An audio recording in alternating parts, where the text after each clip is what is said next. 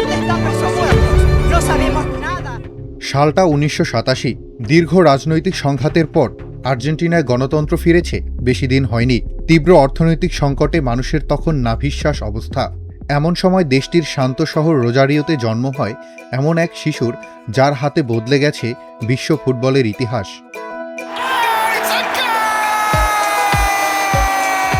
রোজারিওর ছোট্ট ছেলে মেসি আজ ৩৯-এ পা রেখেছে। সংখ্যার হিসেবে এ বয়সে অবসরে গিয়ে যার কিংবদন্তির তালিকায় নাম লেখানোর কথা, তিনি এখনও দাপটের সাথে শাসন করছেন ফুটবলের রাজত্ব।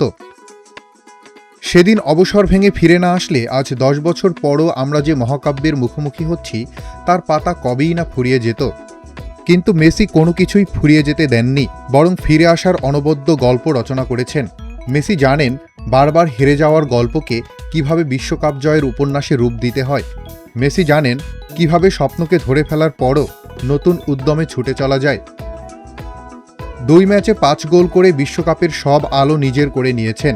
বিশ্বকাপ হ্যাট্রিকের গৌরবের পাশাপাশি সর্বোচ্চ গোলের মালিক হয়েছেন। এখন প্রশ্ন উঠেছে, মেসি আসলে কি চান ফুটবলের কাছে? সুন্দরের পথে তার এই তীর্থযাত্রা ঠিক কবে শেষ হবে? মেসি মাঠে আসেন, নেতৃত্ব দেন, গোল করে উল্লাসে মাতেন। এসব দৃশ্য এখনও যারা উপভোগ করার সুযোগ পাচ্ছেন তারা সবাই জানেন এ সময় ফুরিয়ে এসেছে। তাই ৭টি ব্যালন ডি'অর, ৪টি চ্যাম্পিয়ন্স লিগ, কোপা ও বিশ্বকাপ জয়ী মেসির বল পায়ে নির্ভার ছুটে চলার দৃশ্য এক মুহূর্ত মিস করতে চাইছেন না কেউ।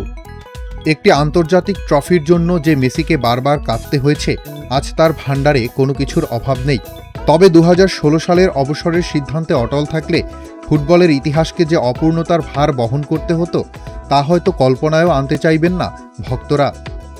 সবকিছু জয় করে আজ যে পরিপূর্ণ মেসিকে দেখছে পুরো পৃথিবী, তা হয়তো সময়েরই দাবি ছিল। সময়কে ধন্যবাদ মেসির পক্ষে থাকার জন্য।